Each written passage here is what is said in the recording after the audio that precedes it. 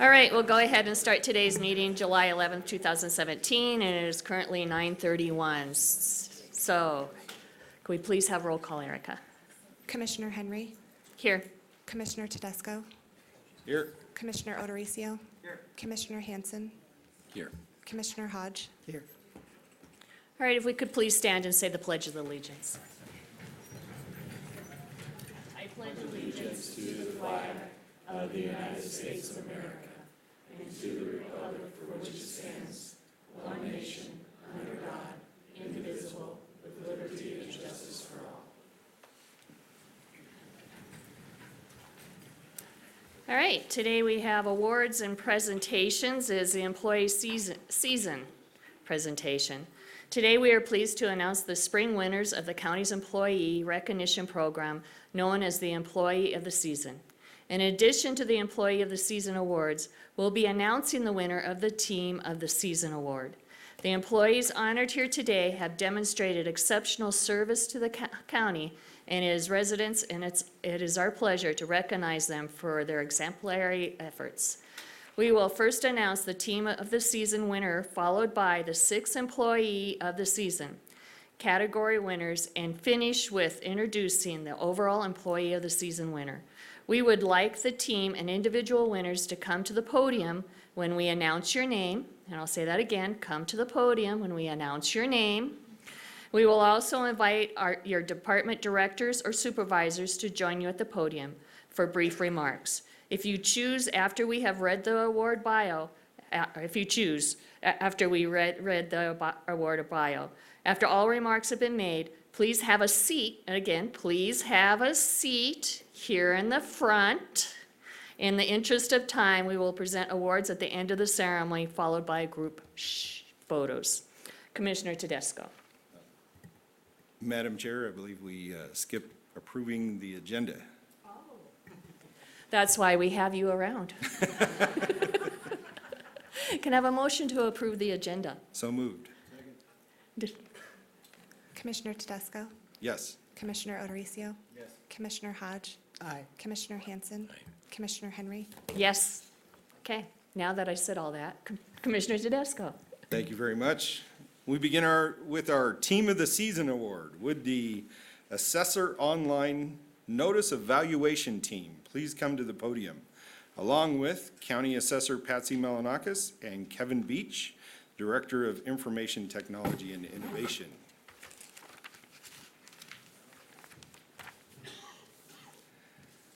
The Team of the Season award was launched in 2017 and recognizes project teams, work groups, and/or cross-functional work groups who have successfully collaborated outside of their normal routine work duties to accomplish a significant goal that has positively impacted the workplace or the Adams County community. The award is derived from our Adams County value of teamwork, working together on behalf of the Adams County community.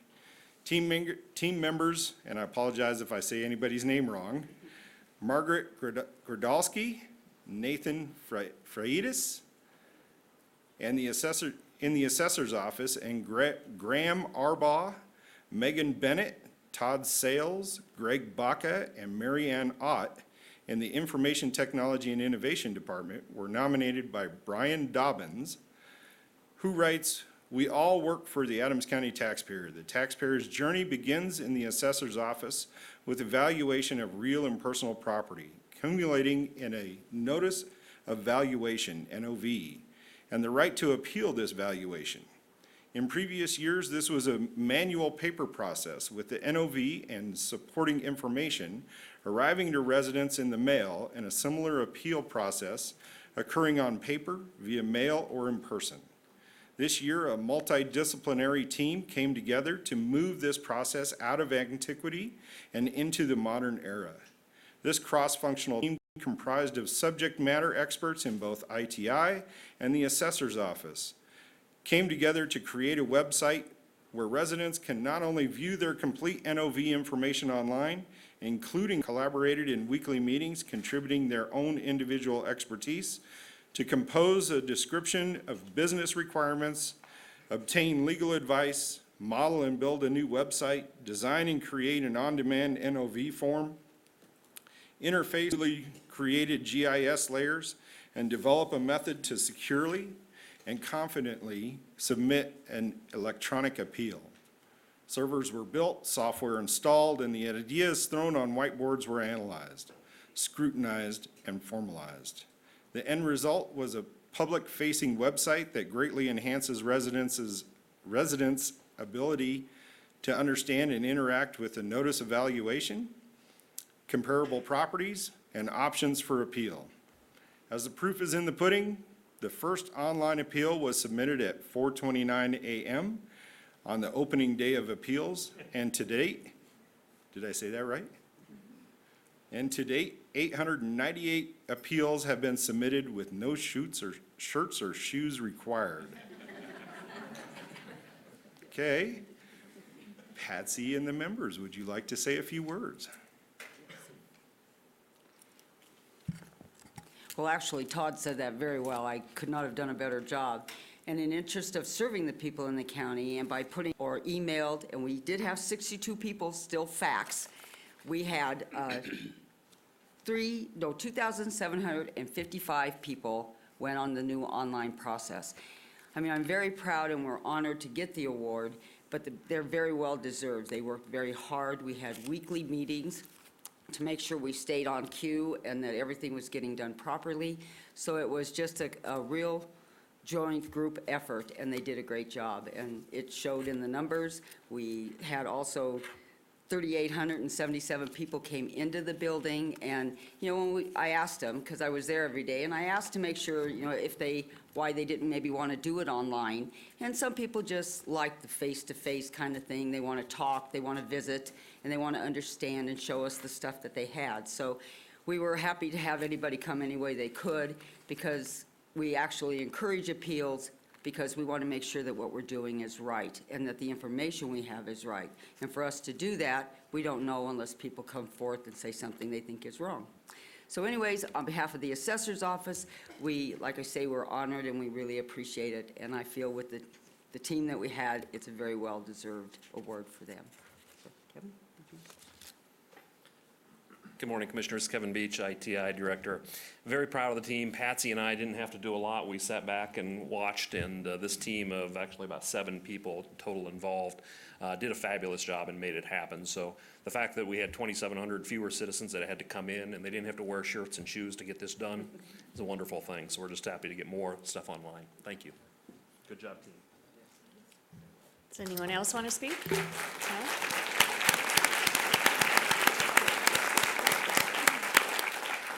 For as quiet as they are, you wonder how they got anything. I know, I'm like, huh. All right. That's why they got it done. Okay, if you could sit up front, and thank you. Commissioner Hodge. We begin the Employee of the Season Awards with our category award winners. Our first winner is for the category of Collaboration, Helping, and Mentoring. Would Jeremy Sawyer please come to the podium, along with Jan James, Division Director of Children and Family Services. This award honors individuals who play an important role by positively influencing others by working towards strategic plan goals, participating in change initiatives, and investing time in coaching, mentoring, and being a role model for others. Jeremy was nominated by Shane Longston, who wrote, Jeremy came to the management team at Children and Family Services last year. He took on the difficult task of learning and adapting to the culture of Adams County, in addition to the Division of Child Welfare. During the last year, he has played an integral role in supporting and encouraging his team members. Jeremy is always willing to go the extra mile to help his colleagues, to encourage their professional growth, and to care personally about each team member. Coming to work is a positive experience because of his leadership and thoughtful demeanor. He is constantly seeking better ways to collaborate with his department and division. We owe many of our agency's successes to Jeremy. Would you like to say some words? Good morning, Commissioners. Thank you so much for this opportunity to talk a little bit about Jeremy Sawyer. He's one of those guys that you never quite know when you show up at work what his nameplate is going to read, because his team gets very excited about giving him a new name on any given day. So be sure and stop by sometime to see his nameplate. I'm Jan James. I'm the Division Director for Children and Family Services. We are so delighted and excited to have Jeremy on our team. He came to us last June 13th. He actually had previously worked at the state and at another county that starts with an A. And we will let that slide. But Jeremy has been such a wonderful asset for us and for our leadership team at the Children and Family Services Division. He had a couple of things that we said, when I sat down with him right at the beginning, I said, these are the big projects I want you to finish this first year on the job. At the end of this year, he has done that, and he has gone well beyond that. He's really supported and helped his team to rebuild as a strong team in our organization, and I'm so excited about the opportunities we'll see in the next year due to his collaboration. So thank you, Jeremy. Jeremy, do you have anything to say? Good morning, Commissioners. I just say it's an honor to be part of Adams County and part of the Children and Family Services Division, as well as the Quality Assurance. I am only as good of an employee as my team is, and so without them, I would not be here. So thank you, and it's an honor. Thank you.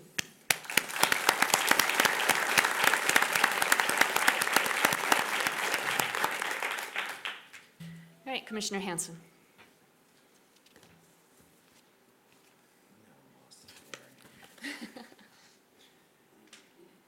It's the green spot that you can't see your name on. Yeah. They printed this green on green. Yeah, I'm not you even can't joking. see it. No, It's like green seriously. highlighted Yeah. with green lettering underneath it. And I can't really see anyway. The next award is extra effort. Kathy Hunter and Ben Dahlman, please come forward.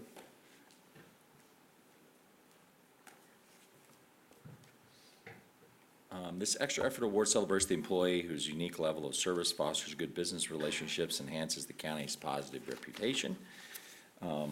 Kathy was nominated by Eddie Valdez, and he writes, quote, "This nomination is long overdue, and this award should be given to Kathy continuously. Kathy goes above and beyond to make sure payments are made not only on time, but in some cases where payments need to be rushed to stabilize placements and safety for the children involved in child protection cases. I've worked with Kathy for more than 5 years, almost on a daily basis, and I have never heard the word no from her. She never ceases to amaze me with her dedication for getting things processed for us and with such a great attitude. Kathy is always available to answer numerous emails, phone calls regarding funding and financial principles, and I want her to know how much I value our working relationship." Ben and Kathy, would you like to make a few remarks? Not me. Not me.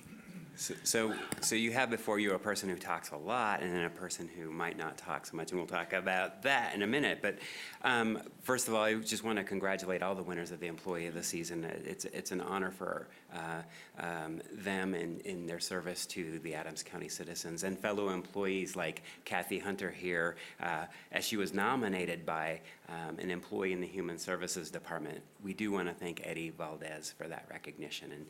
And one of the things that I'll say about Kathy is I don't know that she doesn't say no, as it says so in here, but the expectations are set beforehand so that no doesn't have to be said, and I think she might agree to that. She is perhaps a lady of few words, but she does exemplify our norms and values at the county. She's pleasant to speak with. She provides excellent customer service, and we really do appreciate her in the finance department, and she does her job and does it well.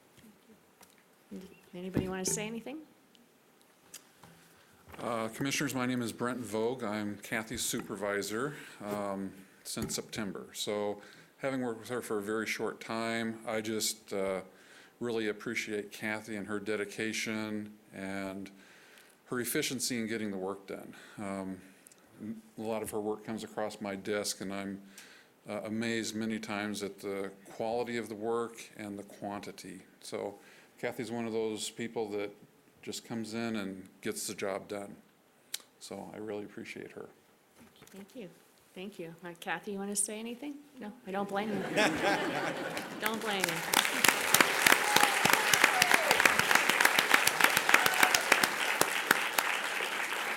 Just as a final note, she said she would rather be working right now than being in front of this audience, receiving this recognition, but we certainly thank her. That's always the right thing to say to the boss, right? There you go. Next, we present the award for Making It Happen category. This Making It Happen category honors employees who are able to achieve a desired outcome despite facing adversity such as lack of resources or unexpected challenges. Kind of sounds like all your jobs, right? But today we'd like to recognize would Amber DiGianardo and Jim Seidlecki please come forward. Amber was nominated by Herb Covey for this award, who writes, Amber, and I quote, Amber has been a terrific addition to the Adams County Communications team. Her attention to customer service from day one has really benefited the Human Services Department. She has proven to be responsive, friendly, professional, attentive to detail, and skilled at meeting our department needs. She always takes the extra step in providing service. Whether it is getting printing estimates or editing a document, we know we can always count on Amber to do whatever it takes. When we have needs, she steps up to see how she can help us. For Human Services, she makes it happen for our clients and our staff. We appreciate her in so many ways. Jim, the mic is yours.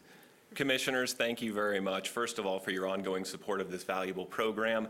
We want to thank Human Resources for this program. As you can see by the packed house today, our employees generally hold this in very high regard, and we do in our office as well. This is the first member of a communications team to be honored in this capacity. So it is a huge thrill for me because Amber has only been here for a year. She has taken on Human Services, which, as you all know, has a pretty big project going on, has 700 employees. She also provides direct oversight for Adams County Parks and Open Space, which includes fair marketing and the hundreds of projects that go along with that. She does it at an incredibly high level. So my only question is, what took so long, right, to nominate her? She's been here for 12 months. It's an amazing team that we have, and Amber will be the first, I'm sure, to echo that. We have been in place for 3 years, and now I feel like, as we watch tonight's MLB game, that we have an all-star team in communications. Amber certainly embodies the spirit of this award and our norms and values, so we could not be any happier for her, and we are grateful to Herb and everybody associated with this award. Amber, do you want to say something? Thank you, Commissioners, for the recognition. Thank you to Herb Covey for the nomination, and thank you to my amazing team, my communications department. I mean, they've been so supportive throughout my first year here, and it's just truly an honor to serve the residents of Adams County, and it's been a pleasure to serve all my clients here, and I just thank you again for the recognition. Thank you.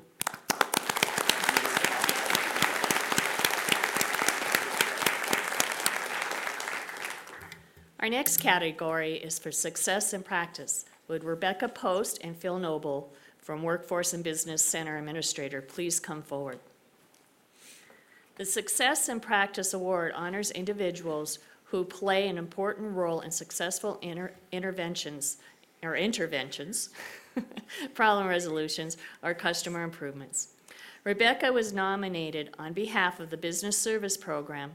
Rebecca is one of our many stars in our program. She is continually creating a positive work environment at the Workforce and Business Center. She is a cross-department guru who represents herself in her program in the best of lights and with tremendous knowledge.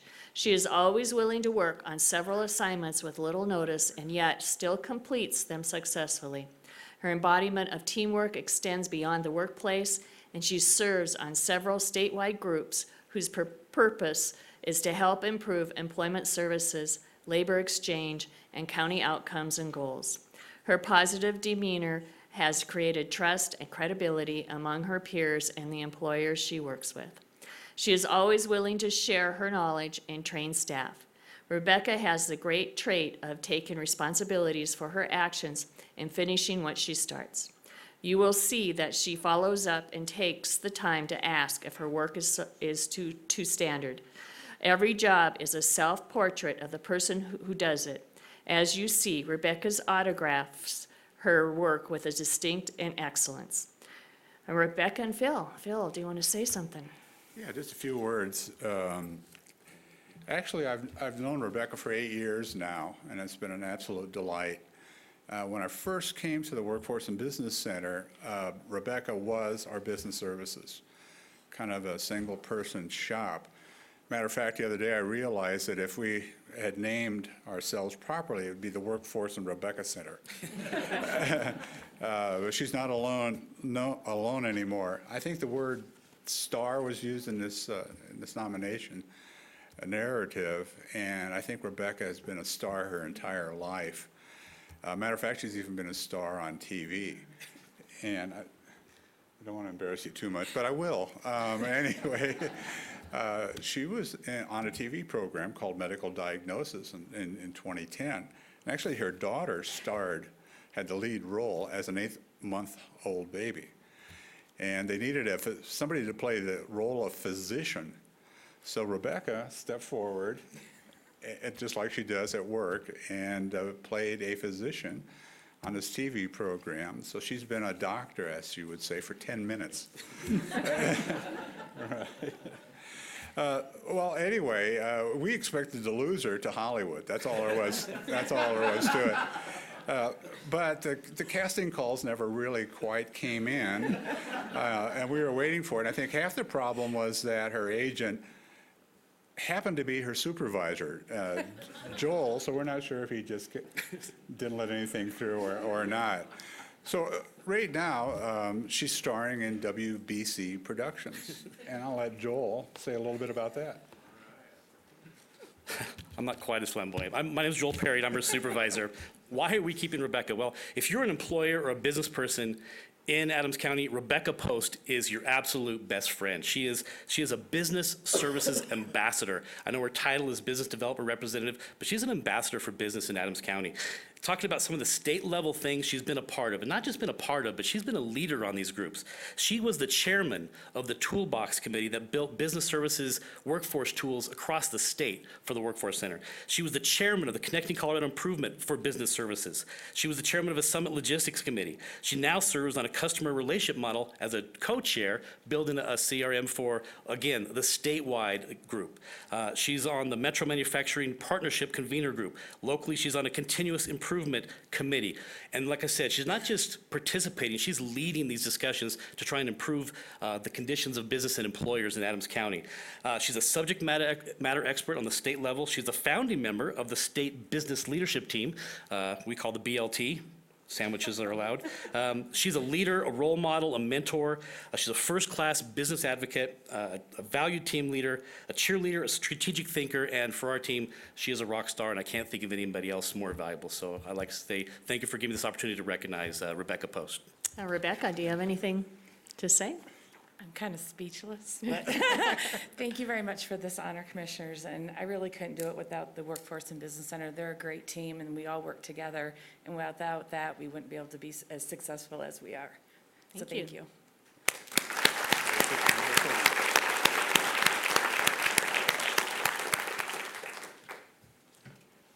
All right, next we present the award for the Sustainability Star category. Would Chris Ness and Nathan Mosley please come to the podium? The category is awarded to an employee who has demonstrated innovative and impactful acts of environmental stewardship that help save the county money and/or positively impacted the health and safety of county employees and/or residents.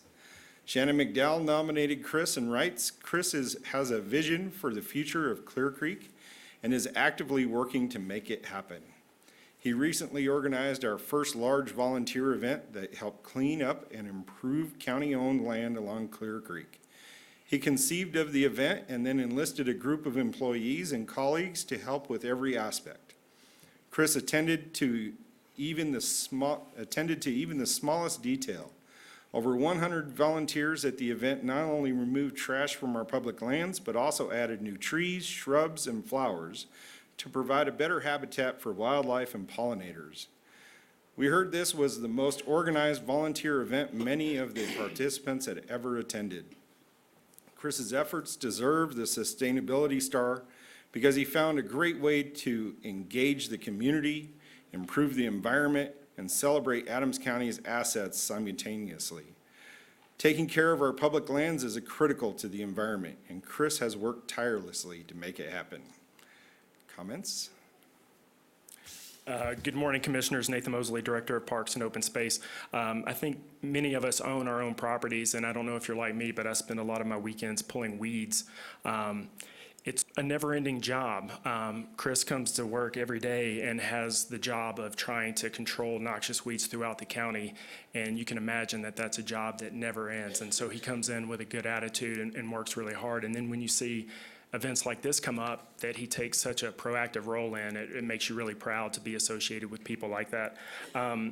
He could have been nominated for any number of these awards today. I think the Teamwork Award, the Making It Happen, anything could be suitable, but I think Sustainability Star is right in line with Chris and what he tries to accomplish. So although it's for a specific event that we hosted on the Clear Creek Trail, Chris in his day-to-day work over the 8 years that he's been the noxious weed supervisor is focused on the health of our river corridors and our open spaces. He's always looking for ways to improve his team and do a better job and do it more efficiently. He's worked with Commerce City. He's created an IGA with Commerce City, so he and his team provides noxious weed services for Commerce City. He's worked annually with the Mile High Youth Corps, so he works with them to do noxious weed eradication along our waterways. And when I talk to Chris, I mean, I think he would say that that could go on for years and years and years and probably never get it all, but that's our goal, is to continue to make progress in that area. He's worked with Brandy Rank and the Business Solutions Group to integrate and map it fast so he can see all the work that his team does and also track all of the chemicals that they use, which is required by state law. So I think he's also served on the Colorado Weed Management Association, and he's also currently the president of that organization. And so through that role, he kind of envisioned this event, and it was an example of the type of things that we want to do to engage the community and make them stewards of our public lands as well. And seeing all the people that came out that day to plant plants and enjoy the spaces that we have available in Adams County was pretty remarkable. And one thing that he and his team did to kind of take it above and beyond that, they had trees that had fallen in areas, and he and James Herman worked to turn them into these beautiful benches that they installed out there that day. So not only did they improve the environment out there, but they also gave people to sit and enjoy those open spaces. And I think that those are indicative of who he is as a person, because he always wants to go above and beyond and just take it to that next level. So I appreciate everything that he does, and I'm glad he was able to be recognized today.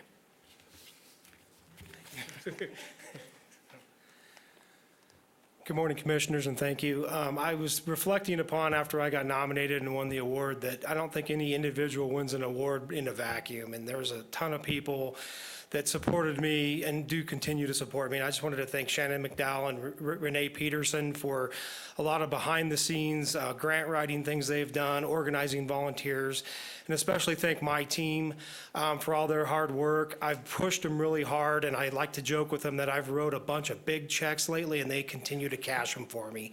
So I just want to thank the guys that are sitting in the back for all their hard work, too. Thanks. Thank you.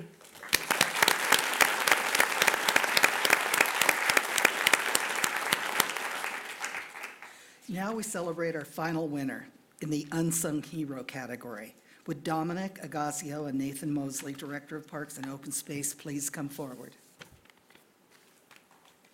The Unsung Hero category honors individuals for performing high-quality, reliable, and critical work that, if not completed, would compromise operations. This person functions behind the scenes, is willing to improve work situations, and does so without fanfare or being prompted. Dominic was nominated by Maria Agasio, who wrote, "Day in and day out, Dominic keeps the county running at full speed. Whether he is maintaining or fixing equipment, solving some unanticipated problem for the Parks Department, or working on a fellow coworker's family tractor over the weekend on his own time, Dominic is always willing to lend a hand without hesitation. While doing all of these things, Dominic maintains a positive attitude, and he will keep you laughing along the way. As his sister, I see what others might not, and I see how passionate Dominic is about his job and how happy he is to work for Adams County. People depend on him to be the fixer. His phone is constantly ringing on nights and weekends because people from Adams County have come to trust him as a friend, and they know that he will help them when needed. Since I've been working here, I have been approached by an astonishing amount of coworkers that tell me how much they admire and love Dominic. So I truly understand that I'm not the only one around here that looks up to my big brother. He is undoubtedly the unsung hero of Adams County. Our winner is more than just the winner of this category. He is also the person who was chosen as the overall Spring Employee of the Season. As such, Dominic will receive a check for $350 and a trophy in addition to a certificate of recognition. All right, yeah. Is there something you're going to tell me? It's about your new job, which you hadn't told Nathan about? I'm always the last to know. Sorry about that. Nathan, would you like to say a few words? Well, fair's less than 3 weeks, so I really hope Dominic's not leaving us. I'm not going to. Okay, I appreciate that. You know, in the words that you spoke, one thing that stood out to me was lending a hand without hesitation, and I think that is something that all of us need to do on a daily basis, and Dominic certainly does that, and it speaks volumes for who he is as an individual and his work ethic as an individual. I think Dominic's very humble. He's funny, he's hardworking, and he's extremely capable. And he had really big shoes to fill coming into the department. As big of a guy as he is, James Herman was our mechanic before that, and James took another role to work with Chris, our other winner today. And so Dominic coming in had big shoes to fill, but he had been a seasonal employee for many years prior to. He went to another city that starts with an A. But we won't, just like I think it was Human Services said, they won't hold that against their employee either. We won't hold it against him because he came back home to Adams County and our department didn't skip a beat. So, you know, as it said, no matter what he does, Dominic always has a smile. When I went down on the 3rd of July and I'm looking for a radio, he's the first one to greet you and say, hey, here it is, let me check that out for you. During the fair, he keeps track of all the golf carts. And if you can imagine during the fair, how many golf carts are there? Like 40 plus. So just trying to maintain those. I'm pretty sure at 11 or 12 o'clock at night, you're usually driving around trying to find one that's been left somewhere. But he always finds them and makes sure that they're running properly. So I think him being in parks and also a mechanic within parks, he is one of those kind of individuals that isn't seen as much as others, but it's great to see that he's being recognized as an unsung hero because he maintains almost 100 pieces of equipment, but he'll take the time to go out into the field and fix something so that staff has equipment working and that they don't miss a beat. So I think, again, it speaks volume for who he is as an individual that he was nominated. Even though it was by his sister, it was rightly deserved. So I want to thank him for his contribution to our team, and we're looking forward to everybody coming out for fair in 3 weeks. So be there. I'd just like to start off by saying thank you, commissioners, and I appreciate the recognition here. My sister did pull a fast one on me because I wouldn't have let her done that if I'd have known that, but I guess people voted for me, so it was well-deserved. I appreciate working with Adams County. I enjoy working here every day with the great directors and coworkers that I'm surrounded by. My grandfather worked here and retired from here, so did my aunt, so it's kind of a family thing. And I just want to say, working at Adams County is not a job, it's a career, and just thank you again for that, and thanks to everybody for all their hard work and what they do every day, and keep up the good work. Thank you.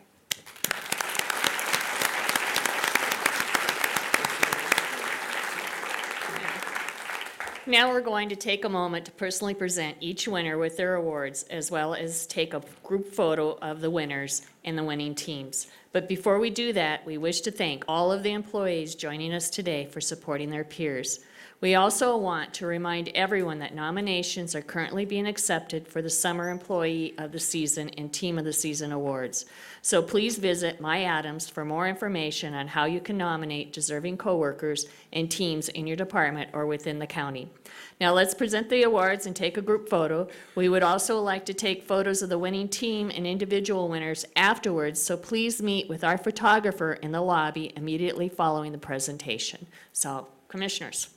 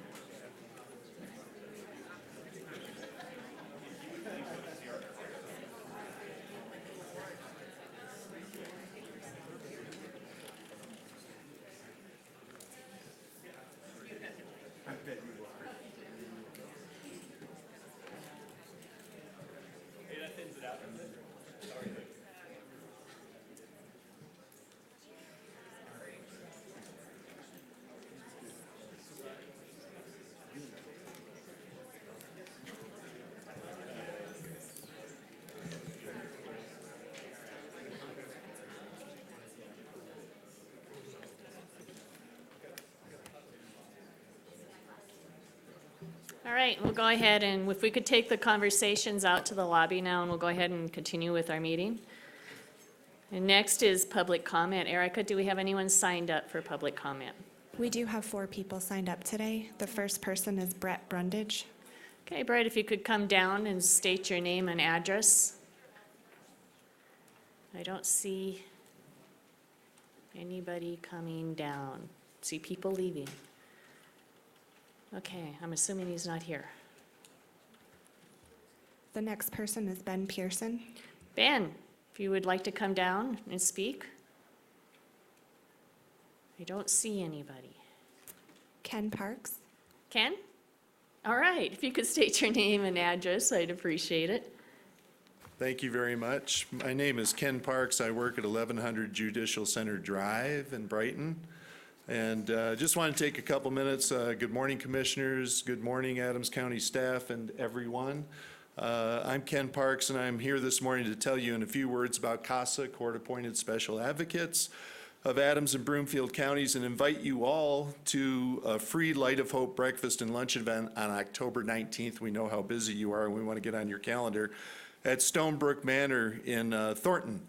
I've got a flyer I'll leave in the back in the hall that you can look at, has all the information. I've shared that with the county attorney. Just so you know, CASA programs across the U.S. professionally recruit and train and supervise local CASA advocates to represent local children who are victims of crimes and neglect and abuse. This year, more than 220 local CASA advocates will help more than 500 local children recover from these crimes. Nationally, more than 75,000 local CASA advocates will help more than 500,000 local children.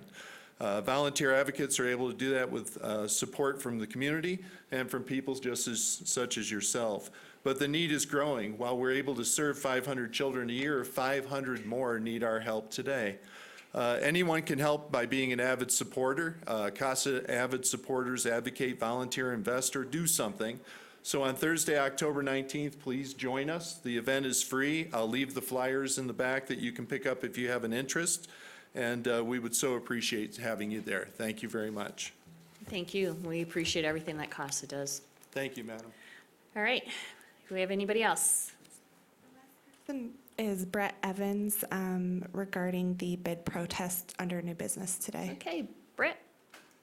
Or is it in regards to a new business? It's in regards to a bid protest, which is the last item on the agenda. Okay, if you want to go ahead and just have a seat, and we'll call you up then. Yeah. Sorry about that, going up and down the stairs. All right. All right, next is elected officials' communications. Commissioners, do we have anything? All right, I don't see anything. Can I have a motion to approve the consent calendar, please? So moved. Do I have a second? Commissioner Hodge. Aye. Commissioner O'Dorisio. Commissioner Hanson. Commissioner Tedesco. Yes. Yes. All right, next is new business. County Manager, what do you have? Good morning, Commissioners. Nadia Barella with our Human Services Department will be presenting items 1, 7, and 8. And I apologize, but I'm going to kind of group those together just so that it's easier this morning as we go through these items. So Nadia, you could. Good morning, Commissioners.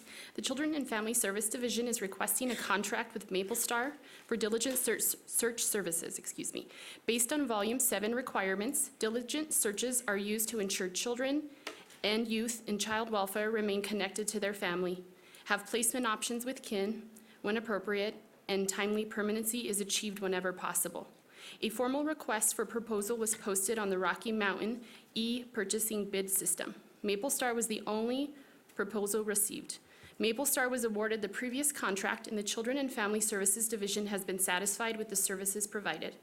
Since December 2016, MapleStar has spent 1,478 hours searching for kin. The Children and Family Services Division is requesting approval of funding in the amount of $175,000. The Child Welfare Block Services Grant will cover 80% of the costs, and the Adams County will cover 20%. The Children and Family Services Division is also requesting contracts for substance abuse monitoring. During the course of the child welfare involvement, the Children and Family Services Division may provide substance abuse monitoring services to clients as part of their treatment plan or safety plan. Substance abuse services are intended to monitor a client's sobriety as well as factor into decision-making regarding whether or not substance abuse treatment is needed and whether or not to open, close, or continue cases. A formal request for proposal was posted on the Rocky Mountain e-purchasing bid system. 4 proposals were received and evaluated on the following: experience of the agency, qualification of the personnel, capacity to provide services, and overall capability to provide oversight. After a thorough evaluation, 2 providers were chosen: Geo Reentry Services as well as Intervention. 2 providers were chosen due to the department's request to have a backup contracted provider in preparation for situations when a customer's needs are unable to be met by the first provider. The Children and Family Services Division is requesting approval of funding in the amount of $150,000. The Child Welfare Block Services Grant will cover 80% of the cost, and Adams County will cover 20%. All right, do we have any questions in regards to item 1, 7, and 8? Okay, I see none. Do I have a motion for those items? Madam Chair, I move that items 1, 7, and 8 be approved under new business as presented. All right, do I have a second? Commissioner Tedesco? Yes. Commissioner O'Dorisio? Yes. Commissioner Hodge? Aye. Commissioner Hanson? Commissioner Henry? Yes. All right, thank you. Thank you. The next item before you is a resolution awarding a purchase order to Hanan Equipment for a 2017 John Deere 410L backhoe. I believe it's not a loader, right? Yes. Yes, Jeff Bowman, Director of Fleet, will be presenting this item before you. Good morning, Commissioners. I'm Jeff Bowman, Fleet Director, asking for permission today for the purchase of a John Deere 410L backhoe loader. Before you, the original amendment states that it is a backhoe trailer. That is not correct. I do have updated copies for each of you.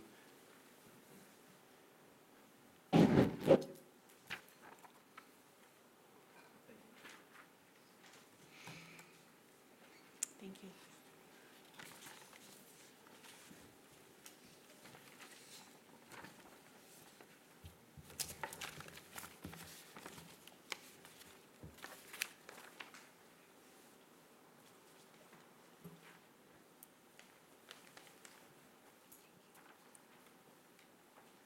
So my apologies for that, missing that until today.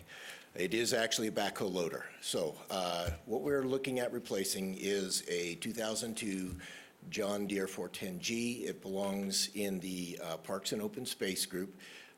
It was technically scheduled for replacement in 2014. It was approved last year by the board for the replacement dollars were approved. The budgeted amount was $145,000. The replacement cost is $119,720, and the unit is 15 years old. And according to Parks, Dominic, who was here just a few minutes ago, he says the hour meter sometimes didn't work. So we know that it's about 5,000 hours. Next slide. I'm sorry, I don't have that. The retail sale price on this unit for most everyone is $213,785. Using NJPA, we get a substantial discount. It's been pre-awarded. The bids have been pre-approved and vetted, and we are a member of NJPA. So the discount at 44% is $94,065, leaving a total cost of $119,720, which is a pretty darn good deal for four-wheel drive Extend-A-Hoe. 5-year, 7,500-hour warranty is included in that price. Thanks. We did, talking with the Parks and Open Space group yesterday, they were out using that, moving trees that had blown down, and so we had added to this the Extend-A-Hoe portion, which will make that rear boom dipper reach out further, and it has a thumb attachment on the rear bucket. They use it for picking up, cleanup, but also a lot of boulder placement, and if they're in an area where they need to break concrete or whatever, it is plumbed for hydraulics so they can use a big rock breaker back there. So looking at the condition, we also feel that it is time for this unit to go and still has enough residual value that I think it'll be valuable when we do sell that at auction. So that's all I have. Are there any questions regarding this recommended replacement? Commissioners, do we have any questions? Commissioner Tedesco.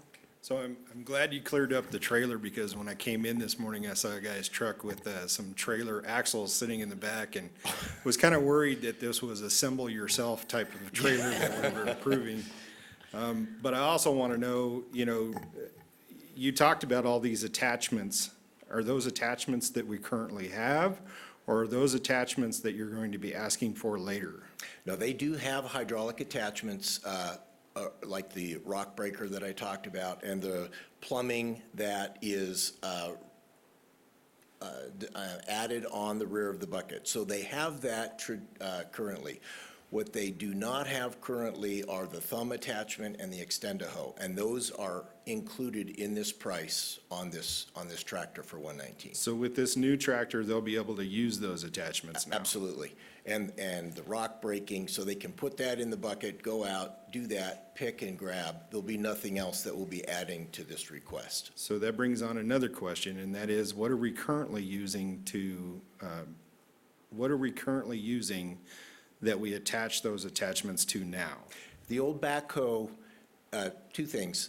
There are hydraulic lines that run down that boom that the attachment, so the rock breaker, if it goes out and busts up concrete and whatever that they need to break up before they can load it to a smaller size, they have that attachment. They have a hydraulic rock breaker in the Parks and Open Space Department, and it does attach with a quick attach mount on their existing backhoe.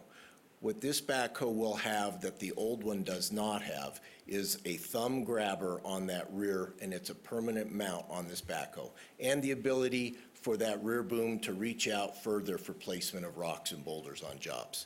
So the current one, they are able to do what they need, except for yesterday Dominic was out trying to load trees that had blown down just using the curl function, and he said that thumb would have been perfect for what they needed to do. And this new one will have that already installed.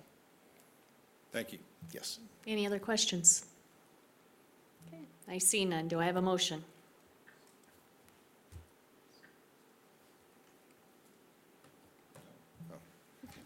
Madam Chair, I move that item 2 under new business be approved as presented. Do I have a second?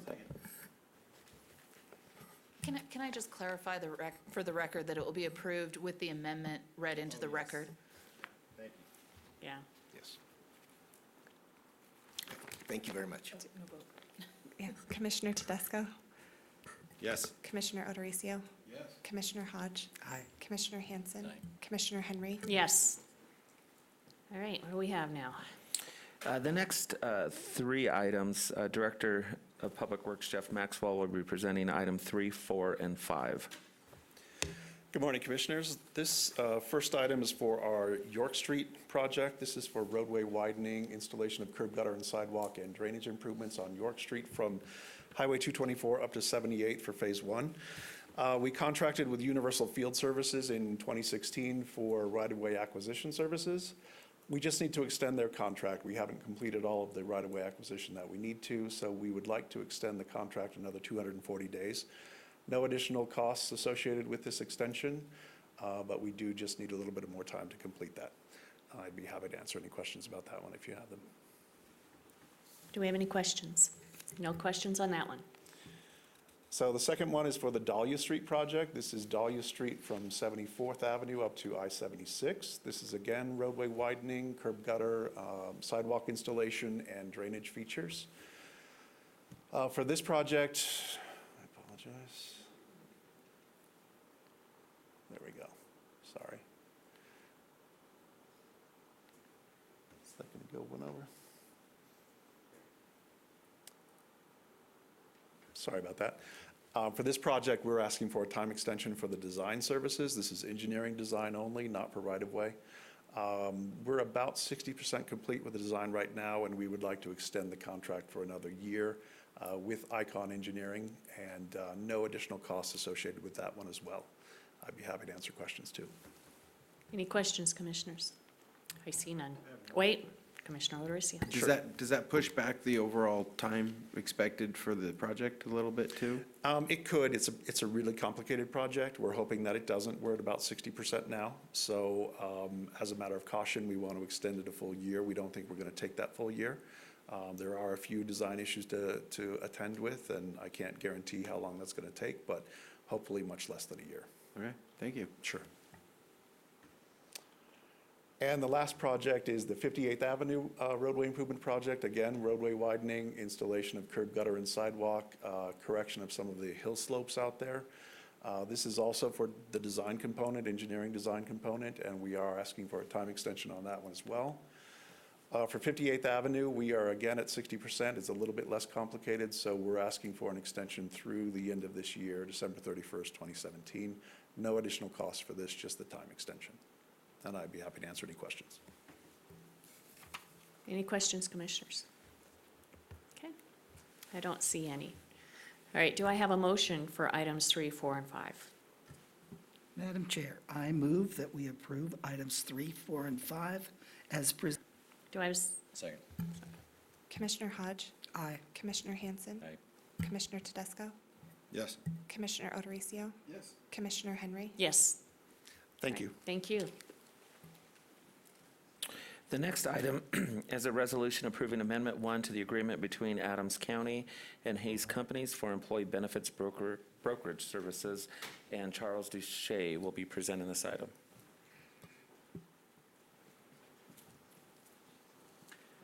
Good morning, Charles Duche, Benefits Manager, Human Resources. In July 2016, we signed an agreement with Hayes Companies for employee benefits brokerage services. We've been very pleased with the services that they provided, and we're recommending extending that contract by an additional year. The amount would be $115,000, which was a rate guarantee when we initiated the contract, that it was a 3-year rate guarantee. So there's no increase versus what we're paying now. We would recommend approval of that. Any any questions, commissioners? Okay, I see none. Do I have a motion? Madam Chair, I move we approve the Amendment 1 to the agreement between Adams County and Hayes Companies for employee benefit brokerage services. Okay, do I have a second? Commissioner Hodge? Aye. Commissioner O'Dorisio? Commissioner Hanson? Aye. Commissioner Tedesco? Yes. Commissioner Henry? Yes. Thank All you. right, thank you. The next item is a resolution accepting a proposal and awarding agreement to Seniors Resource Center for Community Transit Program, also known as ALIF service, and Sue Bozanowski is that good? Going to present this item. Good morning, Commissioners. My name is Sue Bozanowski, and I'm a Community Support Manager in the Department of Human Services. And I'm here to request your approval of an agreement with Seniors Resource Center to provide rides for older adults and people with disabilities in Adams County for our community transit program, which is also known as ALIFT. Seniors Resource Center was selected using a formal procurement process, and I'd like to take this opportunity to thank Sean Hartman for assisting us with that process. So this agreement will provide 23,000 rides for the period July 1 of this year through June 30th of next year, 2018. And 390,000 of the 609,000 that goes into the agreement comes from DRCOG, Denver Regional Council of Governments. So 64% comes from DRCOG. The remainder of the funding comes from the county and the municipalities using an agreed-upon formal allocation formula that we agree upon at ALIFT meetings. And Adams County has had an agreement with Seniors Resource Center since the year 2000 for this service. So at this time, I'd be open to questions if you have any. Do we have any questions? All right, I don't see any. Do I have a motion?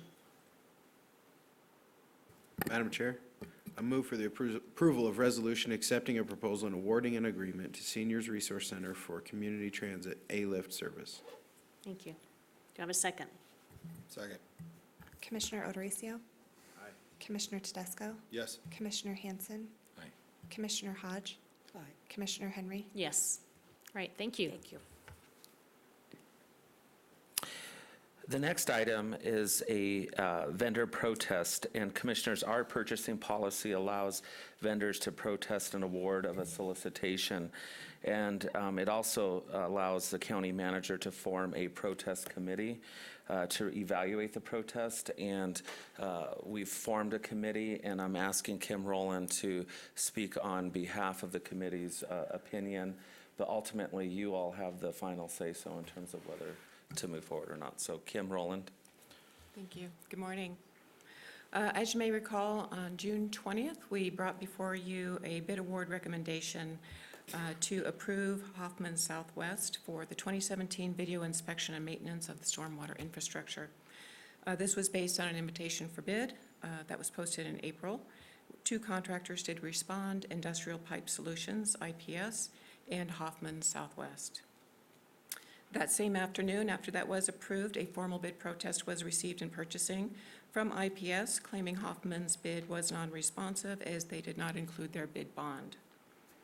So, in accordance to purchasing policy, as Raymond Gonzalez mentioned, we did form that committee. We met within the 3 days as was required. We actually met on June 22nd to discuss the situation and review the entire process. So what I'd like to do is just kind of summarize what brought us up to this point. When the bids were received, the assigned contract specialist was not available that day. She was actually out of the office. So we had someone else coordinate and record the 2 bids that came in. They were not aware that a bid bond was requested. She noticed it the next day when she came back, contacted Hoffman and asked them, or just mentioned that she noticed the bid bond was not there. She did not ask them to return a bid bond with it, but they did take it upon themselves and brought us a bid bond that very afternoon. However, having that discussion with her, we thought that really was not fair to the person that did submit the bid bond, so initially we rejected Hoffman's bid. However, after many conversations with Hoffman and further review of the documentation, we noticed we did not ask for the bid bond in the IFB document. It was noted on the BidNet webpage, which you would see just in a small little corner of that webpage. But then once the documentation is downloaded, most people don't go back to that webpage to see if there were any other additional requirements. We would expect people to review the document itself and the template and any addenda that would come along with that. So I decided that it would only be reasonable and fair to go ahead and accept Hoffman's bid along with the bid bond that they did provide the very next day. So that's kind of what brought us to the protest that we received from IPS. And according to the committee, after their thorough review, it was determined that both bidders actually did what they were asked, depending on which source they referenced. The county's IFB, we felt, should be considered the authoritative document, not the webpage. It would be unfair to expect new bidders to go back to the site to obtain information that should have been in the document. The bid bond would not materially affect the bid price, and basically the IFB process, as is stated in the IFB document, does allow for the county to waive any irregularities and the right to accept or reject any and all bids, including but not limited to any bid which does not meet bonding requirements. So at this point, based on this evaluation, the committee unanimously recommends that IPS vendor protest be rejected and that the county proceed with the awarded vendor, Hoffman Southwest. Do you have any questions? Commissioners, do we have any questions? Commissioner O'Dorisio. So are you saying that at the end of the day, the decision of which vendor to choose was based on criteria and information beyond the bid bond? Yes. Yeah, they both had to meet the actual requirements of the bid, and they both did that. Is that what you're Right. asking? So this is, at this point, it's more of a procedural challenge than a substantive Yes. challenge to this. Yes, Okay. and Hoffman was the low bidder. Right. And the procedural challenge may make sense from 2 different perspectives because our internal document was inconsistent with the front page document. The web page, yes, that's correct. That was an oversight on our part. Okay, well, In obviously, the documentation. question will be how we can avoid this in the future. Absolutely. We're working on that this very moment. Okay. I have no questions at this time. Any other questions, commissioners? Yeah. Okay, I don't see any other questions. The bid protester is here. if you'd Yeah, like to- we're going to call him down next. So if you want to come on down, sir, and make a comment. And state your name and address, please. Good morning, Commissioners. My name is Brett Evans, 5641 Washington Street, Denver, Adams County. So one of the things that, keeps coming up, but there's nothing mentioned in the original document or the request for bid on bonding, but it is actually mentioned, and I did bring 2 pages of your document for the request for bond. I feel like, Hoffman Southwest is given preferential treatment based off of the fact that they were allowed to adjust their bond after the bid was closed. And basically, it was a sealed bid procedure, and it turned into an open bid. But I wasn't given the opportunity to adjust my bid in any way, shape, or form. I also believe that a bid bond, is actually an $18,000 process. Bid bond's free, but the performance bond is there, and it mentions clearly in their bid bond and performance bond, they came to the table with neither. So it is a price adjusting or a price factoring issue.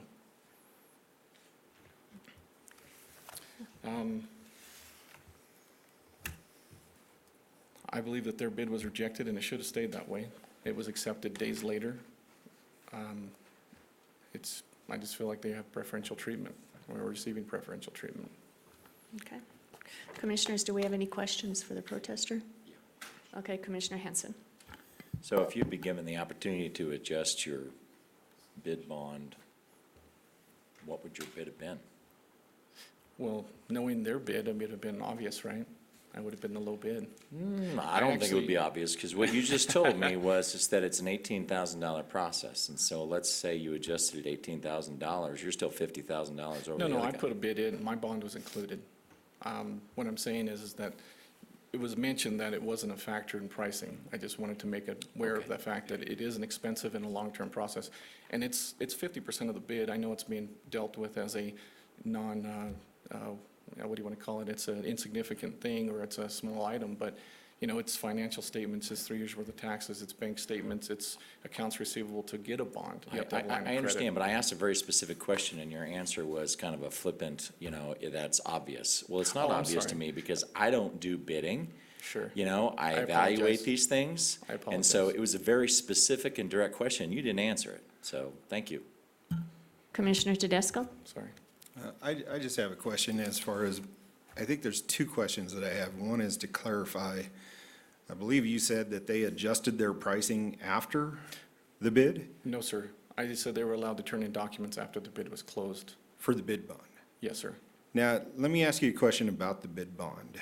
Is the bid bond, do you apply for those specifically for each bid? Yes. Or do you apply for a bond that covers your bids that you do across the board? No, each bid has to be approved by your surety company. You have a line of credit with the surety company, but you have to actually show them your bid documents and your bulk pricing, not your itemized pricing. And they take it, they look at it, and they decide if they want to issue a surety bond based off of the facts of the bid. So it is per item. So you have to do this process for every bid, or? Yes, that's correct. And you're saying it costs you $18,000 per bid? Well, it's 10% of the total volume of your bid, so, or 5%, I'm sorry. It's 5% So once of your you, total once you're volume. awarded, then you pay that money? That's correct. And I was just trying to make the point that it needs to be factored in, because it is an expense of doing the project. Any other questions? Commissioner O'Dorisio. Was Hoffman able to look at IPS's bid at any time prior to, was Hoffman given preferential treatment to modify their bid in any way other than simply the bid bond? Is your question for That's staff? directed to staff. That is, yeah, let me clarify. That is directed at staff. That's why I'm looking over there. I'm sorry. They did not adjust their bid at all, once Okay, they so- presented their bond. Hoffman's only modification to their bid was to add the bid bond. Correct. Okay. Okay, any other questions? Okay, all right, thank you. All right, Commissioners, do I have a motion for item 10? Madam Chair? Commissioner Odorizio? I'm going to make a brief comment. I think that we clearly stumbled across an error on our part. I think we need to take ownership of that. I'm hearing from staff that we are.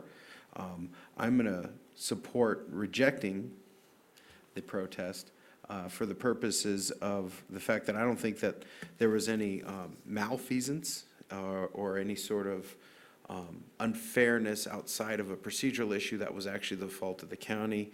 I don't think it put anyone at any disadvantage based on the information that's been presented to us. So I'm going to be making a motion to approve the resolution to reject the vendor protest for video inspection and maintenance of stormwater infrastructure, which is item 10 on the agenda. All right, do I have a second? Second. Commissioner Odorizio? Yes. Commissioner Hodge? Aye. Commissioner Hanson? Commissioner Tedesco? Yes. Commissioner Henry? Yes. All right. County Manager, I believe you have another item that's not on our agenda today. We do, Madam Chair, and again, taking the words of Commissioner Odorizio, taking ownership of an error. The wrong date was inserted in our system, which prevented this item for being published on today's agenda. And I do want to tell you that this item was ready and all approved since June 20th. And so I'm going to ask District Attorney Dave Young to step forward and present this item. But there is an emergency because this grant that we received expires at the end of this year, and we are up a really tight deadline to implement this system, and so I'll turn it over. Well, actually, I'm getting a point of order from Commissioner Hanson. No, here's what I think we can address it, but, you know, we voted to approve the agenda as the pointed out by Commissioner Tedesco, actually. We almost forgot, and so this wasn't part of the published agenda, right? And so. That is correct. I'm gonna move to reconsider that vote so that we can re-vote on the agenda and add this item to it. So move for reconsideration on item 2. I'm sorry, this is really technical. I'm just kind of pursuing it No, that you're way. fine. You're fine. Yeah, no, you're fine. I would move Item for 3. reconsideration of item 3, motion to approve the agenda, and then we'd have to have vote to agree to reconsider that, and then have a re-motion to add that, item number to adjust the agenda. So move to reconsider. Okay, do I have a second? Second. Commissioner Hanson? Aye. Commissioner Hodge? Aye. Commissioner Odorizio? Aye. Commissioner Tedesco? I'm not comfortable with this, but I'm going to say no. Commissioner Henry? Yes. All right, so can we add, we need a motion to So add the then I item. would move to approve the agenda and add this particular item, and what I would suggest is that if there's some issues with comfort or something, then, you know, we can always continue the item to the next time if we need to. And so I would move to approve the agenda with this addition of item 11. Is that right? Well, I think item 11 is actually time sensitive. But Am I right? second, Yeah. I second the motion to approve the agenda with item 11, though. Okay. Commissioner Hanson? Aye. Commissioner Odorizio? Aye. Commissioner Hodge? Aye. Commissioner Tedesco? Just going to say no again. Commissioner Henry? Yes. All right, now we can proceed. Good morning. Good morning. Dave Young, and along with me is Kathy Rodriguez, our Victim Services Manager, who's our point person for this grant. Thank you for hearing this. We actually tried to get this on the agenda as early as June 13th, and we were set on June 20th, June 27th, and then today, and this morning at 7:30, we got a call saying that we're not on the agenda. So that's the reason for the emergency process, not to mention that the work that's involved in this grant has to be completed in December. And so time is of the essence with regards to this grant. And this grant is really a grant that goes to what we do every day. Our customers are victims of crimes. And unfortunately, we have a lot of customers, and we have to notify them under Colorado Constitution, the VRA, the Victims' Rights Amendment. We have to notify them of every critical stage of every event that takes place in court. This grant is designed to do that in an automated fashion where they will be notified of everything that happens in court, automated through electronic means, through letters. We're going to continue to make phone calls and talk to them in person, but this will assure that we're able to comply with the VRA so that victims of crimes can get through the system the best we can.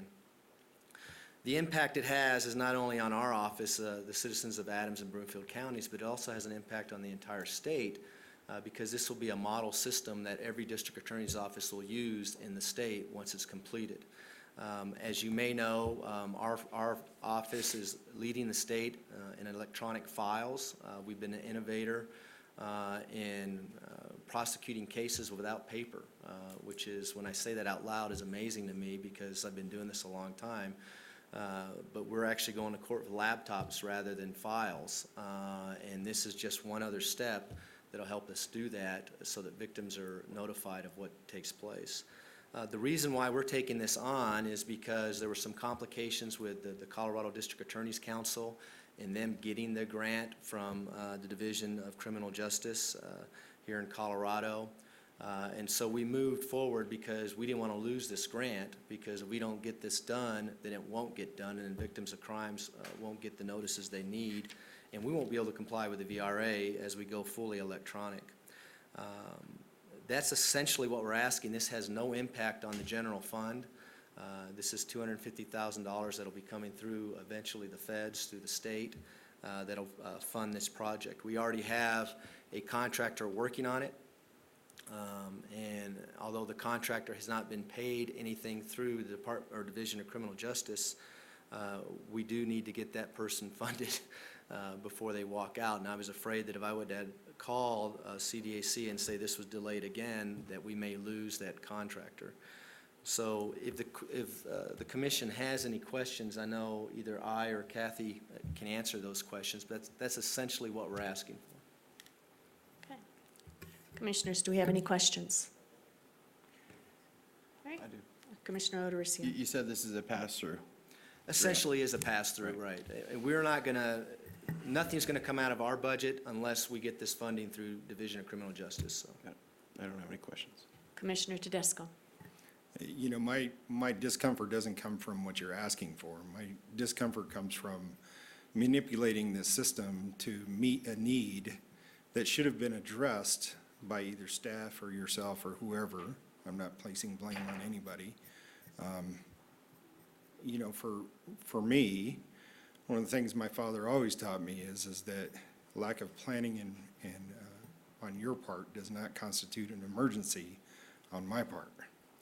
And whoever that may be, I just feel it's very uncomfortable to be up here trying to manipulate a system to meet a need when we could run into that in other areas that we can't manipulate the system to meet that need. I think And the system I lies don't- here. I don't know that you would lose a contractor because of this. I think that a contractor wants to be the person employed and receive the monies to do this job. So I don't know that it's a justifiable statement to say that you may lose that contractor. I don't know. I'm not giving you my, adamant they wouldn't. I'm just saying I don't know that they would because they're looking to this money to do that job. I'm just telling you, I'm not comfortable with the way that this has been put forward. And we had an opportunity, you were here, and we both showed up at the same time, which was about 9:15, and there was every opportunity to address this during the agenda before we approved the agenda for the day and went through the entire process. So there was all this time before we even started this meeting. That's why I don't feel comfortable with what we're doing. Well, we've been trying to get on the hearing since the end of May. I We were understand. told we could submit this, we'd be on as early as June 13th, that got delayed. We got an agenda item for June 20th, that got delayed. We got another agenda item for June Actually, 28th. I think our county manager's sitting here waving at me, so yeah. Well, You know, I Dave, take offense to what Commissioner Tedesco Well, I is didn't saying. blame There's you no for anything. manipulation going on here. I didn't blame you for anything, and I didn't say there was any manipulation. Gentlemen, if we could Don't have be our county defensive. manager please make his statement. Yeah, I take full responsibility for that. I should have amended the agenda early on. I didn't, I just take full responsibility. Yeah, and I ownership, mean, so. Ray, our county manager did come up and tell me that we were gonna put this on, we were gonna put it on after the new business. I should have notified the commissioners. So I don't think it has anything at all to do with our district attorney. I think it's more of our internal general government process. Well, Madam Chair, I'm going to clear this up because I think the district attorney is making accusations that aren't correct. And that is, I never said anything about you manipulating anything, ever. I said that this was a procedural matter and we needed to take care of it. I didn't put blame on anybody. I was very specific about that. Madam Chair, Commissioner Odorizio. I move for the approval of item 11 in the amended, agenda, thank you, which is to upgrade, the subject is to the upgrade of the state victim notification and restitution services case management system as presented this morning. Okay, do I have a second? Second. Commissioner Odorizio? Aye. Commissioner Hodge? Aye. Commissioner Hanson? Aye. Commissioner Tedesco? No. Commissioner Henry? Yes. All right, thank you. I And thank you, appreciate it. and the victims of crime, thank you as well. Appreciate that. Thank you. All right, County Attorney, do you have anything for us? Good morning, Commissioners. We do have an executive session as time allows today pursuant to Colorado Revised Statute 24-6, 402, 4B and E, for the purpose of receiving legal advice and instructing negotiators regarding proposed RTA. Okay, do I have a motion?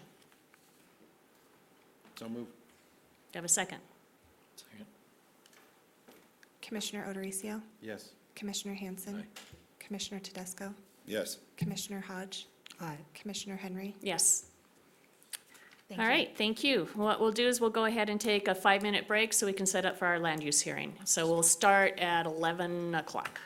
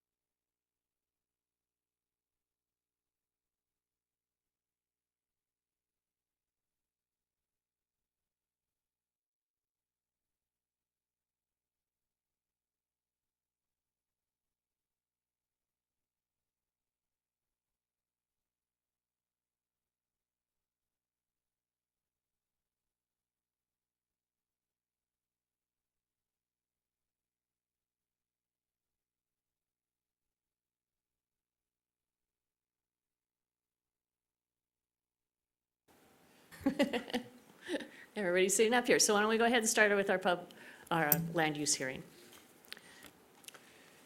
Thank you. This is the Boardwalk Pipeline Project. It's case number RCU 2017-8.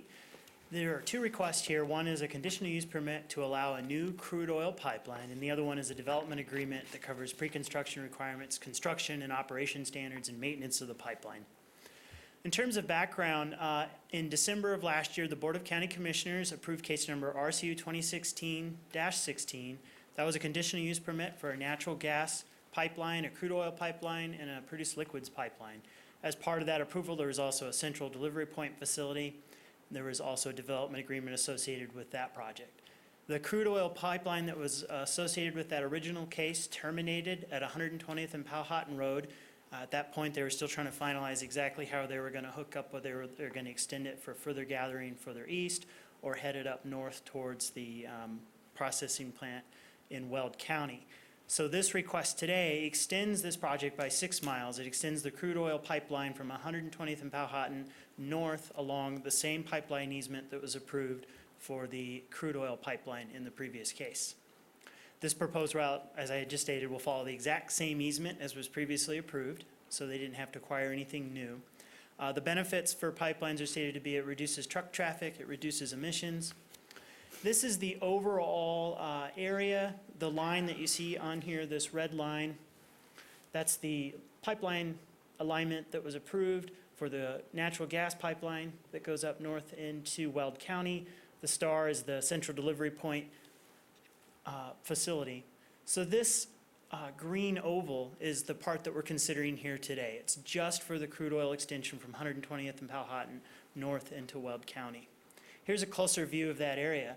And if you look, the development's fairly sparse. There's some single-family homes, but predominantly along the pipeline route, it's all agriculturally used.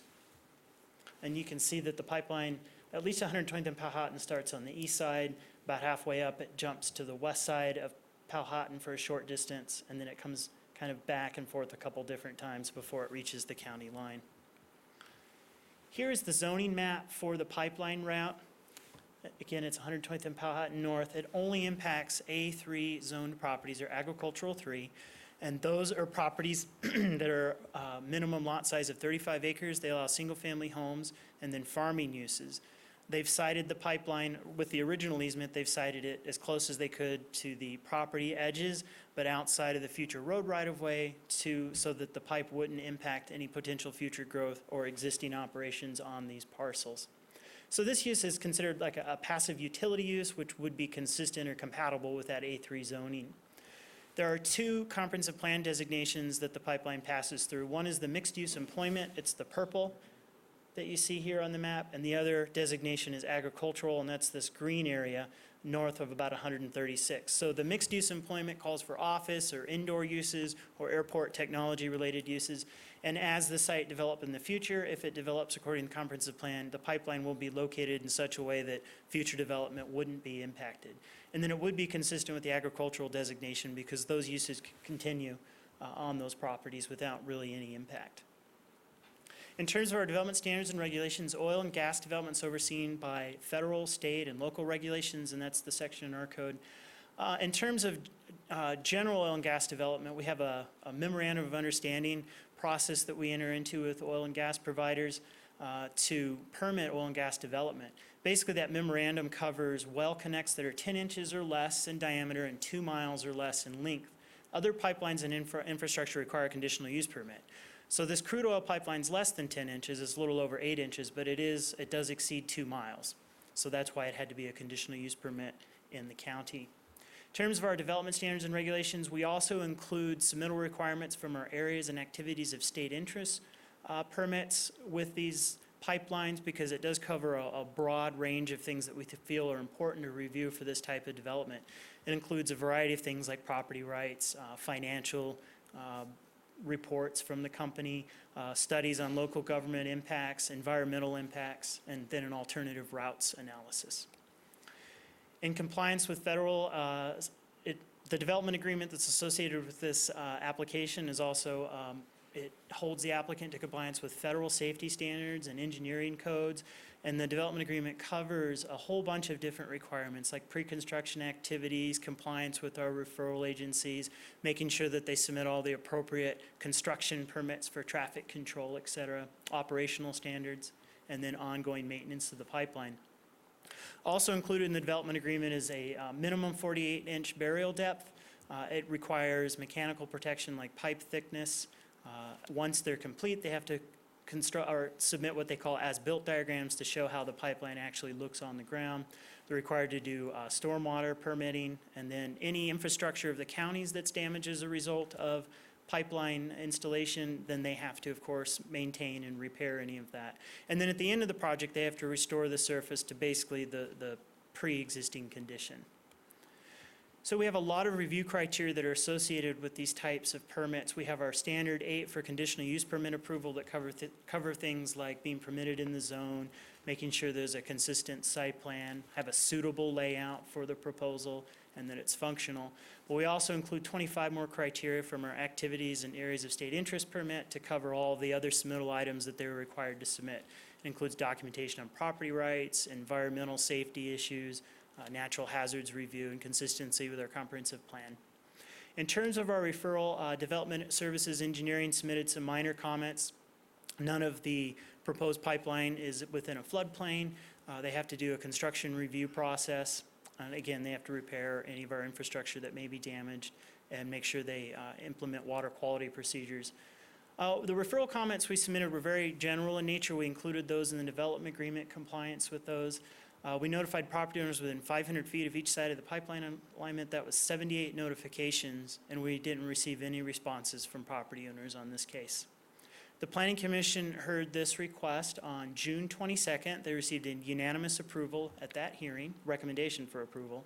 During that hearing, the applicant provided a lot of information about safety of the pipeline, including pressure testing, hydro testing of the pipe. They x-ray the pipe and all of the welds to ensure that it's done correctly. No concerns with the staff report or the conditions were stated at the hearing, and we did not have any testimony from the public at that land use hearing.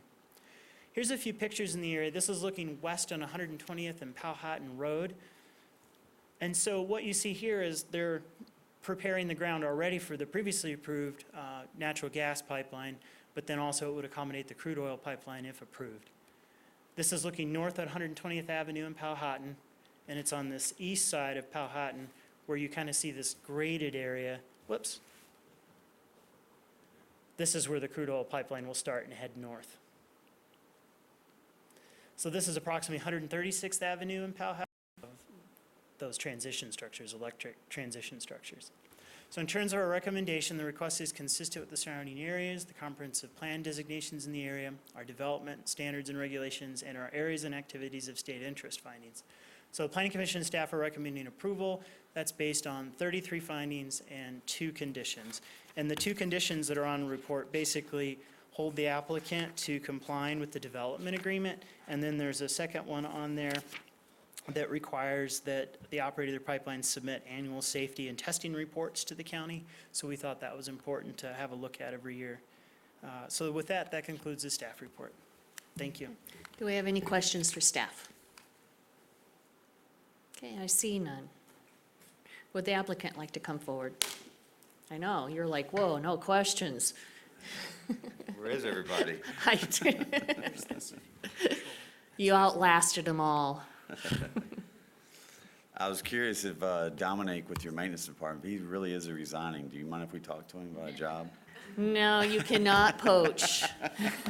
Just kidding. My name is Corey Jordan. I'm Chief Operating Officer for Discovery Midstream Partners. Hopefully I'll keep up with this little thing. Last time on the Planning Commission, I didn't do a very good job. But here to tell you a little bit about our project and who we are. I'll click on ahead here. Y'all hear me pretty good? Everything all right? I have a little, can y'all see this okay too? This little map diagram there? Okay, I can talk about that a little bit later too, and with questions and things like that, explain everything and what we're doing with the rest of the project as well. That's led and staffed by local residents, Colorado residents. Corey Klein is my Director of Operations. He's a native Colorado resident. and Manya Miller, who is a School of Mines graduate. So she's my manager of engineering. With over 90% of local hires to date. Our management team is based in Dallas. That's myself, including, seems like I live up here most of the time now, but we've been in business for 8 years. We've been working in Colorado for almost two years now. You know, we have decades of experience, our management team. I've worked previously in Colorado on the Western Slope. And this is our only project. This is all we're focused on right now. And I can get in a little bit about the additional projects we're working on. Y'all see here pretty soon as well. We've done projects all over Texas, Louisiana, Colorado. We have thousands of miles of experience of pipeline projects, plant projects. We have zero, which was something we're very proud of. We have zero incident safety record. We have another thing we're very proud of is our EPA, zero NOVs, notice of violations, which is almost unheard of. We hire responsible contractors. We got contractors out there working right now in phase one, local contractors. We're very well capitalized. We pay our bills. We have plenty of capital to make sure we ensure the completion of these projects. A little bit about the Boardwalk Pipeline project and how we came to this point. So we planned our project. We obviously identified multiple routes. We went through phase one, which y'all know the gas line, the 12-inch gas line, and the first 10 to 12 miles of 8-inch that we've already installed. We had 3 routes. We had one preferred route, which this is how we got here today.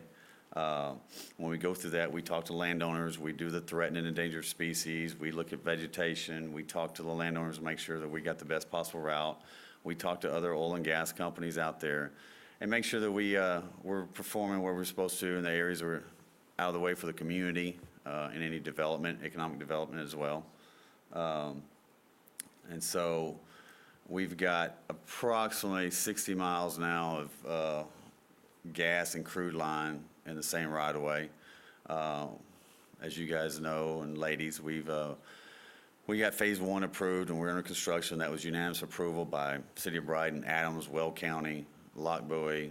I'm not sure if I'm leaving anybody out there, but that was all unanimously approved. We have a phase two, which is a western portion. If I stand over here and talk, is that okay? Can y'all still hear me? I can kind of show you high level right quick when I. Okay, my dad voice. Okay. Yeah, I would recommend that just because the public won't listen. We can move it.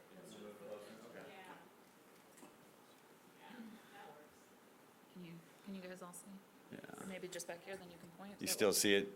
Pretty good, they're good, great. So, phase one, make sure I can get my bearings here. I'm kind of looking upside down a little bit here on the side, but phase one, Highway 85 right here. This is where that CDP that's approved that I think y'all can see the construction going on now. Continues on with the crude line and the gas line coming through here, and this is where the crude line to date is stopped, all right? What we're here for today is coming on up here to the county line with this crude line, 8-inch crude line. At that point, we're going to continue it in Weld County, and then we're going to take a 12-inch crude line all the way up in here to the oil terminals in Platteville area. There's an 8-inch crude line coming in from the west here that will join up. So you have 2 8-inches coming here and a 12-inch going north, moving all this crude up to third-party pipelines. We also have plans, which y'all have probably seen in the works that we've submitted, some gas lines from the western side here. That will move gas around this way to our plant that we're currently building, and as well as this gas that's coming in here that y'all have approved on the eastern side. So the gas both will come this way, both sides, and come into the plant side here. The crude will come from this direction and down here and on up into Platteville. So that's kind of all the projects in general that we're working on. Again, this is the piece that we're talking about today. That's 6 to 8 miles there. So just want to kind of give you a high level what that map's all about. And y'all can ask me some questions here in a few minutes about all this. So feel free. Reason for the project, I mean, when we first did this, we knew we were going to have to come out here and try to reduce a bunch of truck traffic and noise and pollution. And so that's why we weren't really sure and didn't have all the support to get all the way up here to Platteville, but we knew at some point we had to get out here further east and gather more oil or move on up north and get it out away from the general public. So, pipelines decrease tanker traffic, reduce, increase public safety, reduce noise, dust, roadway damage. They also, can reduce on some of the wells, trips by up to 90% of the life of the well, truck traffic. Land reclamation, we come through and we're done. We put it back as the landowner had it before or better. So kind of already touched on this. I mean, it's a 12-inch that originates here at the intersection of 120th and Powhatan and goes up to 168th, the county line, parallel in our 12-inch.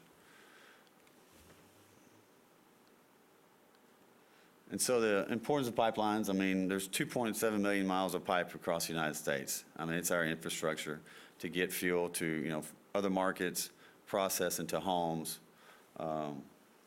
just general everyday use. Again, touch on our safety culture here. We believe, prevention is the best safety that you can have, and that is we set high standards. We have, like I said again, reiterate, we have 0 safety records on the OSHA.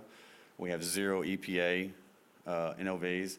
I've also set in myself during construction on a PHMSA audit that we did, and we got 0 violations on that as well. In fact, we were audited twice before and after the pipeline was built, a liquid pipeline, and got no NOVs on that project as well. All of our pipes, all our oil and gas pipes, or crude lines and gas lines are all steel. We bury them at least 4 feet deep. Standard is 3 feet, 5 feet or deeper at the bar ditches. We use increased thickness, increased grade of steel. All of our wells are 100% X-rayed. Minimum standard is 10%, and we hydrotest our lines.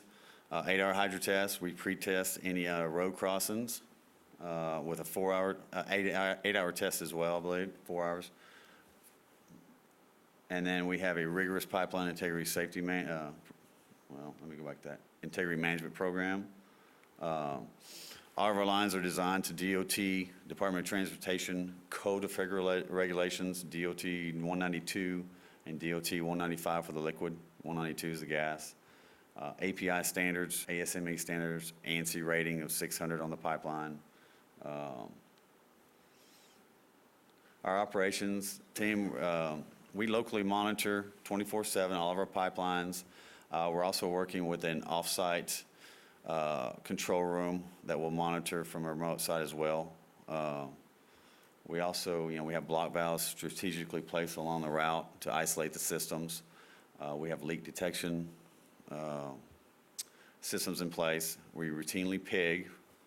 If y'all want to ask me questions about pigging, I'll be more than happy to explain what that is. I mean, it's not like setting a pig loose, but it's a device that goes inside the pipe. We do cathodic protection. We have FBE coating on the pipelines.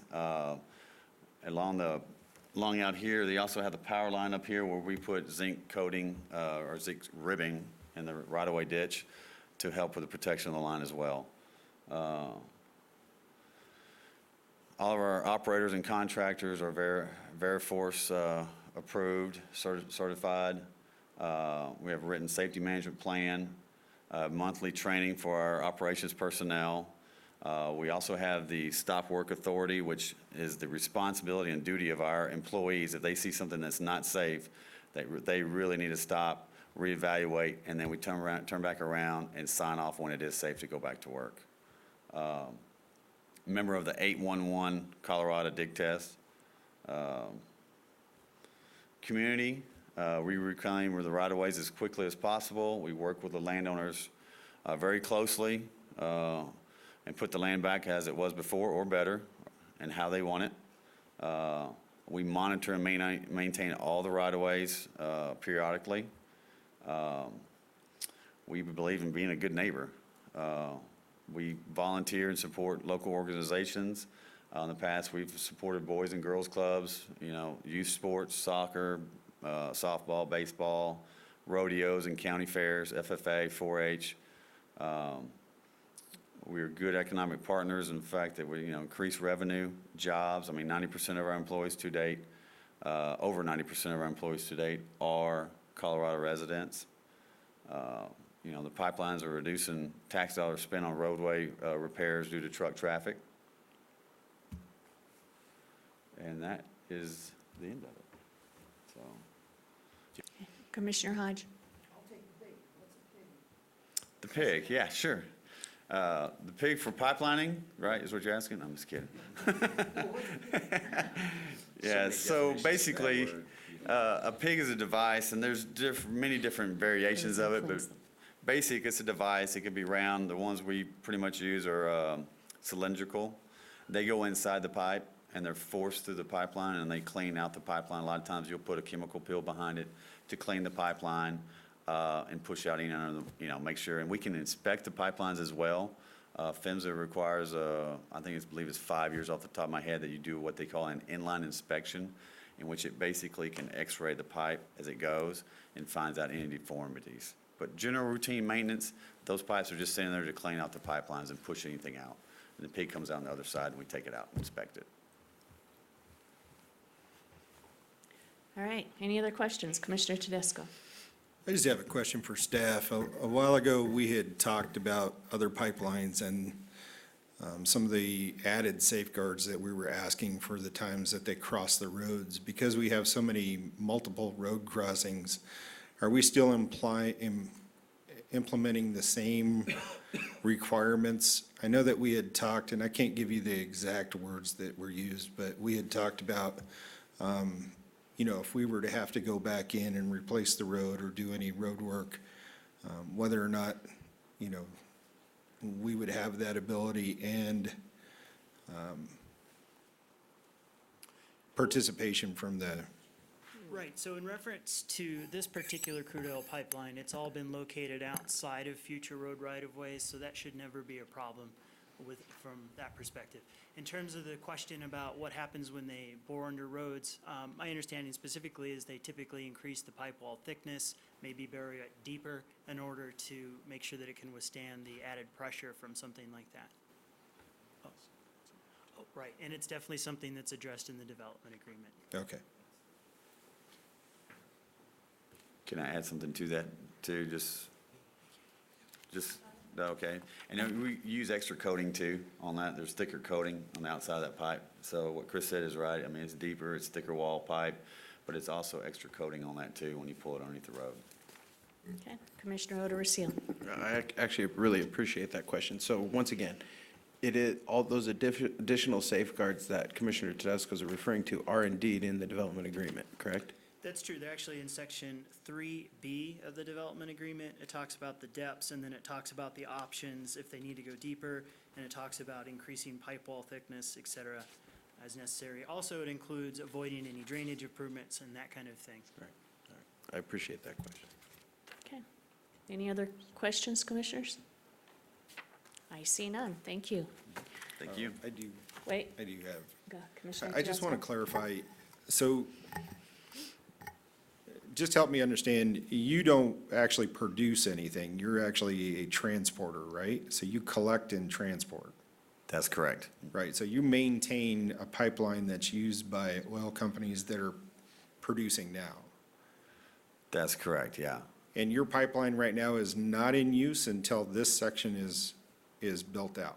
That's correct. We expect probably an October, November in-service date for this line. The And- gas line is going to be hopefully sooner, hopefully within a month. So help me understand further, once this is completed to that section in, right there, right? Is this line going to be used, or is there still more that needs to be done before it can be activated? There's more that needs to be done. We're planning on starting construction on the rest of these two phases here. We're planning on starting maybe possibly next week and maybe another month from now, but we will have all this oil system in service by October 1 is what we're shooting for, end of October. Of this year? Of this year, that's Okay. correct. Thank you. Any other questions? For reals, I don't see any. So if you want to go ahead and have a seat. Thank you. And now would be time for a public comment. Is there anyone signed up for public comment? There is not. Is there anyone in the audience that would like to come forward and speak in regards to this applicants? I don't see any. All right, do I have a motion, commissioners? Commissioner O'Dorisio. Madam Chair, I move for approval of RCU 2017-8 Boardwalk Phase 2 Powhatan with 33, based on 33 findings of fact and 2 conditions. Do I have a second? Commissioner O'Dorisio? Yes. Commissioner Hodge? Commissioner Hanson? Aye. Commissioner Tedesco? Yes. Commissioner Henry? Yes. All right, thank you. And we'll go ahead and adjourn today's meeting at 11:26.